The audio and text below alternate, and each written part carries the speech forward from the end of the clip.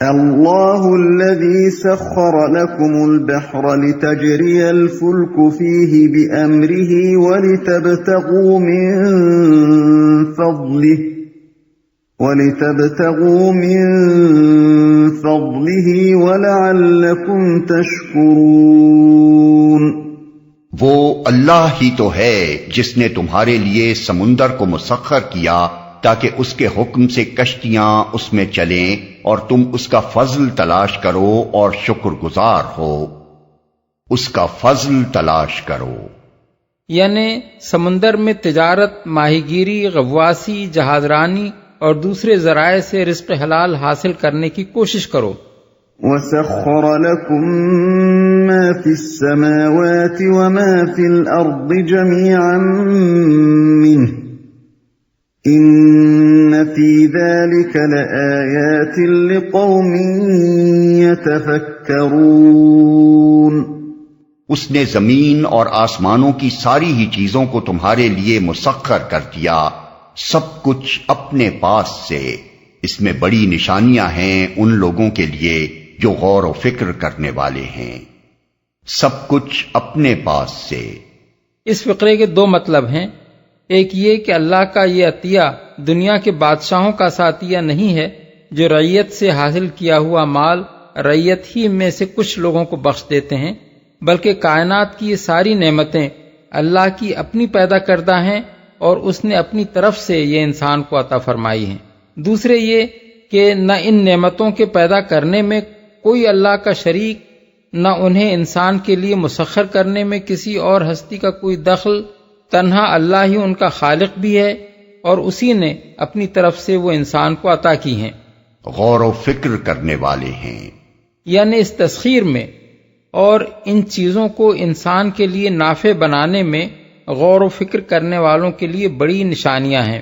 یہ نشانیاں اس حقیقت کی طرف کھلا کھلا اشارہ کر رہی ہیں کہ زمین سے لے کر آسمانوں تک کائنات کی تمام اشیاء اور قوتوں کا خالق و مالک اور مدبر و منتظم ایک ہی خدا ہے، جس نے ان کو ایک قانون کا تابع بنا رکھا ہے، اور وہی خدا انسان کا رب ہے جس نے اپنی قدرت اور حکمت اور رحمت سے ان تمام اشیاء اور قوتوں کو انسان کی زندگی، اس کی معیشت، اس کی آسائش، اس کی ترقی اور اس کی تہذیب و تمدن کے لیے سازگار و مددگار بنایا ہے، اور تنہا وہی خدا انسان کی عبودیت اور شکر گزاری اور نیازمندی کا مستحق ہے، نہ کہ کچھ دوسری ہستیاں جن کا نہ ان اشیاء اور قوتوں کے پیدا کرنے میں کوئی حصہ، نہ انہیں انسان کے لیے مسخر کرنے اور نافع بنانے میں کوئی دخل۔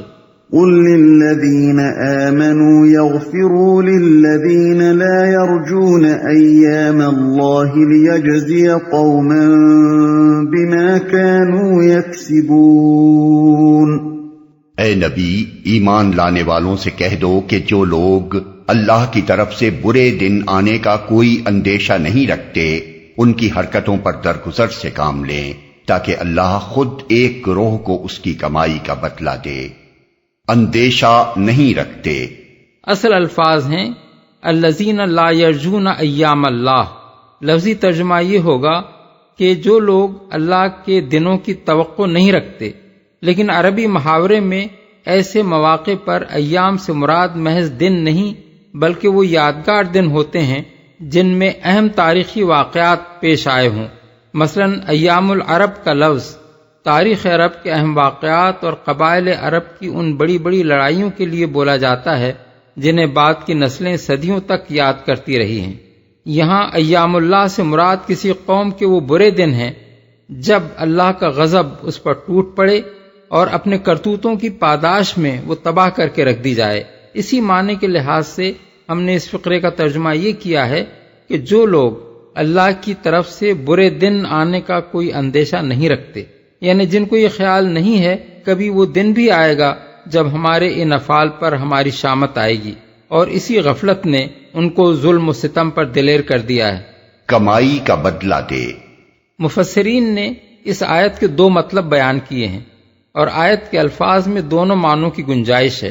ایک یہ کہ اہل ایمان اس ظالم گروہ کی زیادتیوں پر درگزر سے کام لیں تاکہ اللہ ان کو اپنی طرف سے ان کے صبر و حلم اور ان کی شرافت کی جزا دے، اور راہ خدا میں جو اذیتیں انہوں نے برداشت کی ہیں ان کا اجر عطا فرمائے۔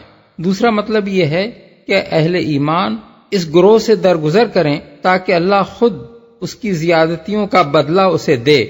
بعض مفسرین نے اس آیت کو منسوخ قرار دیا ہے۔ وہ کہتے ہیں کہ یہ حکم اس وقت تک تھا جب تک مسلمانوں کو جنگ کی اجازت نہ دی گئی تھی، پھر جب اس کی اجازت آ گئی تو یہ حکم منسوخ ہو گیا۔ لیکن آیت کے الفاظ پر غور کرنے سے صاف معلوم ہوتا ہے کہ نسخ کا یہ دعویٰ درست نہیں ہے۔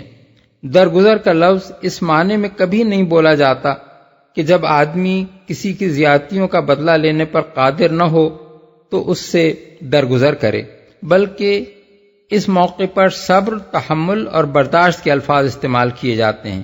ان الفاظ کو چھوڑ کر جب یہاں درگزر کا لفظ استعمال کیا گیا ہے تو اس سے خود بخود یہ مفہوم نکلتا ہے کہ اہل ایمان انتقام کی قدرت رکھنے کے باوجود ان لوگوں کی زیادتیوں کا جواب دینے سے پرہیز کریں جنہیں خدا سے بے خوفی نے اخلاق و آدمیت کی حدیں توڑ ڈالنے پر جری کر دیا ہے۔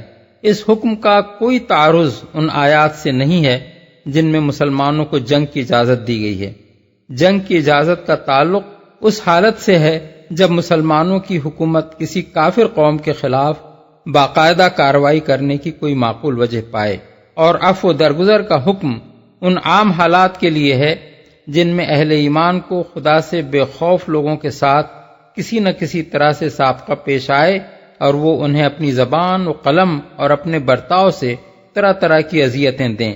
اس حکم کا مقصود یہ ہے کہ مسلمان اپنے مقام بلند سے نیچے اتر کر ان پست اخلاق لوگوں سے الجھنے اور جھگڑنے اور ان کی ہر بےہودگی کا جواب دینے پر نہ اتر آئیں۔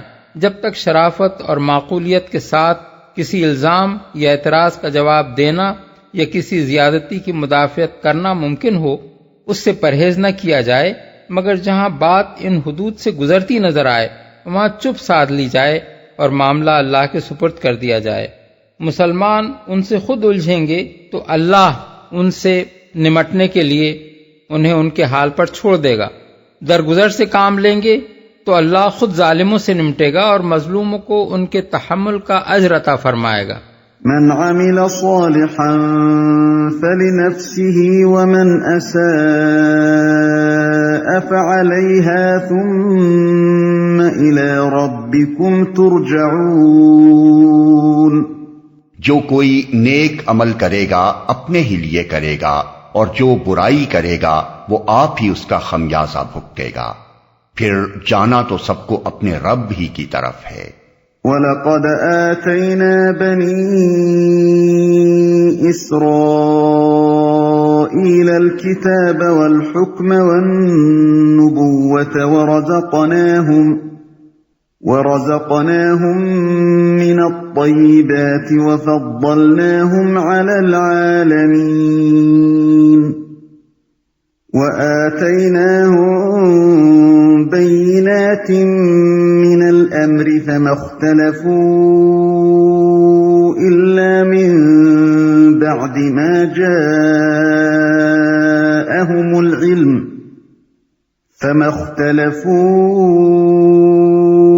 إلا من بعد ما جاءهم العلم بغيا بينهم إن ربك يقضي بينهم يوم القيامة فيما كانوا فيه يختلفون۔ اس سے پہلے بنی اسرائیل کو ہم نے کتاب اور حکم اور نبوت عطا کی تھی۔ ان کو ہم نے عمدہ سامان زیست سے نوازا، دنیا بھر کے لوگوں پر انہیں فضیلت عطا کی اور دین کے معاملے میں انہیں واضح ہدایات دے دیں۔ پھر جو اختلاف ان کے درمیان رونما ہوا وہ ناواقفیت کی وجہ سے نہیں بلکہ علم آ جانے کے بعد ہوا، اور اس بنا پر ہوا کہ وہ آپس میں ایک دوسرے پر زیادتی کرنا چاہتے تھے۔ اللہ قیامت کے روز ان معاملات کا فیصلہ فرما دے گا جن میں وہ اختلاف کرتے رہے ہیں۔ حکم سے مراد 3 چیزیں ہیں۔ ایک، کتاب کا علم و فہم اور دین کی سمجھ۔ دوسرے، کتاب کے منشا کے مطابق کام کرنے کی حکمت۔ تیسرے معاملات میں فیصلہ کرنے کی صلاحیت، فضیلت عطا کی۔ یہ مطلب نہیں ہے کہ ہمیشہ ہمیشہ کے لیے انہیں تمام دنیا والوں پر فضیلت ادا کر دی، بلکہ اس کا صحیح مطلب یہ ہے کہ اس زمانے میں دنیا کی تمام قوموں میں سے بنی اسرائیل کو اللہ تعالیٰ نے اس خدمت کے لیے چن لیا تھا کہ وہ کتاب اللہ کے حامل ہوں اور خدا پرستی کے علمبردار بن کر اٹھیں۔ ثم جعلناك على شريعة من الأمر فاتبعها ولا تتبع أهواء الذين لا يعلمون إنهم لن يغنوا عنك من الله شيئا وَإِنَّ الظَّالِمِينَ بَعْضُهُمْ أَوْلِيَاءُ بَعْضٍ وَاللَّهُ وَلِيُّ الْمُتَّقِينَ۔ اس کے بعد اب اے نبی، ہم نے تم کو دین کے معاملے میں ایک صاف شاہراہ شریعت پر قائم کیا ہے، لہذا تم اسی پر چلو اور ان لوگوں کی خواہشات کا اتباع نہ کرو جو علم نہیں رکھتے۔ اللہ کے مقابلے میں وہ تمہارے کچھ بھی کام نہیں آ سکتے۔ ظالم لوگ ایک دوسرے کے ساتھی ہیں اور متقیوں کا ساتھی اللہ ہے۔ شریعت پر قائم کیا ہے، مطلب یہ ہے کہ جو کام پہلے بنی اسرائیل کے سپرد کیا گیا تھا وہ اب تمہارے سپرد کیا گیا ہے۔ انہوں نے علم پانے کے باوجود اپنی نفسا نفسی سے دین میں ایسے اختلافات برپا کیے اور آپس میں ایسی گروہ بندیاں کر ڈالیں جن سے وہ اس قابل نہ رہے کہ دنیا کو خدا کے راستے پر بلا سکیں۔ اب اسی دین کی صاف شاہراہ پر تمہیں کھڑا کیا گیا ہے تاکہ تم وہ خدمت انجام دو جسے بنی اسرائیل چھوڑ بھی چکے ہیں اور ادا کرنے کے اہل بھی نہیں رہے ہیں۔ کچھ بھی کام نہیں آ سکتے، یعنی اگر تم انہیں راضی کرنے کے لیے اللہ کے دین میں کسی قسم کا رد و بدل کرو گے تو اللہ کے مواخذے سے وہ تمہیں نہ بچا سکیں گے۔ هذا بصائر للناس وهدى ورحمة لقوم يوقنون۔ یہ بصیرت کی روشنیاں ہیں سب لوگوں کے لیے اور ہدایت اور رحمت ان لوگوں کے لیے جو یقین لائیں۔ مطلب یہ ہے کہ یہ کتاب اور یہ شریعت دنیا کے تمام انسانوں کے لیے وہ روشنی پیش کرتی ہے جو حق اور باطل کا فرق نمایاں کرنے والی ہے، مگر اس سے ہدایت وہی لوگ پاتے ہیں جو اس کی صداقت پر یقین لائیں، اور انہی کے حق میں یہ رحمت ہے۔ ام حسب الذین اجترحوا السیئات ان نجعلهم كالذین آمنوا وعملوا الصالحات سواء محیاهم ومماتهم ساء ما يحكمون۔ کیا وہ لوگ جنہوں نے برائیوں کا ارتکاب کیا ہے یہ سمجھے بیٹھے ہیں کہ ہم انہیں اور ایمان لانے والوں اور نیک عمل کرنے والوں کو ایک جیسا کر دیں گے کہ ان کا جینا اور مرنا یکساں ہو جائے؟ بہت برے حکم ہیں جو یہ لوگ لگاتے ہیں۔ کیا وہ لوگ، توحید کی دعوت کے بعد اب یہاں سے آخرت پر کلام شروع ہو رہا ہے۔ برے حکم ہیں جو یہ لوگ لگاتے ہیں۔ یہ آخرت کے برحق ہونے پر اخلاقی استدلال ہے۔ اخلاق میں خیر و شر اور اعمال میں نیکی و بدی کے فرق کا لازمی تقاضا یہ ہے کہ اچھے اور برے لوگوں کا انجام یکساں نہ ہو، بلکہ اچھوں کو ان کی اچھائی کا اچھا بدلہ ملے اور برے اپنی برائی کا برا بدلہ پائیں۔ یہ بات اگر نہ ہو اور نیکی و بدی کا نتیجہ ایک ہی جیسا ہو تو سرے سے اخلاق میں خوبی و زشتی کی تمیز ہی بے معنی ہو جاتی ہے اور خدا پر بے انصافی کا الزام عائد ہوتا ہے۔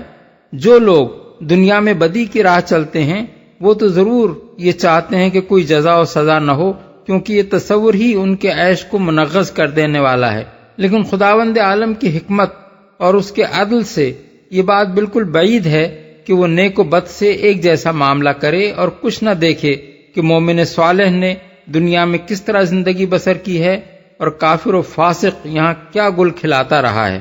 ایک شخص عمر بھر اپنے اوپر اخلاق کی پابندیاں لگائے رہا، حق والوں کے حق ادا کرتا رہا، ناجائز فائدوں اور لذتوں سے اپنے آپ کو محروم کیے رہا اور حق و صداقت کی خاطر طرح طرح کے نقصانات برداشت کرتا رہا، دوسرے شخص نے اپنی خواہشات ہر ممکن طریقے سے پوری کیں، نہ خدا کا حق پہچانا اور نہ بندوں کے حقوق پر دست درازی کرنے سے باز آیا، جس طرح سے بھی اپنے لیے فائدے اور لذتیں سمیٹ سکتا تھا سمیٹتا چلا گیا۔ کیا خدا سے یہ امید کی جا سکتی ہے کہ ان دونوں قسم کے آدمیوں کی زندگی کے اس فرق کو وہ نظر انداز کر دے گا؟ مرتے دم تک جن کا جینا یکساں نہیں رہا ہے، موت کے بعد اگر ان کا انجام یکساں ہو تو خدا کی خدائی میں اس سے بڑھ کر اور کیا بے انصافی ہو سکتی ہے؟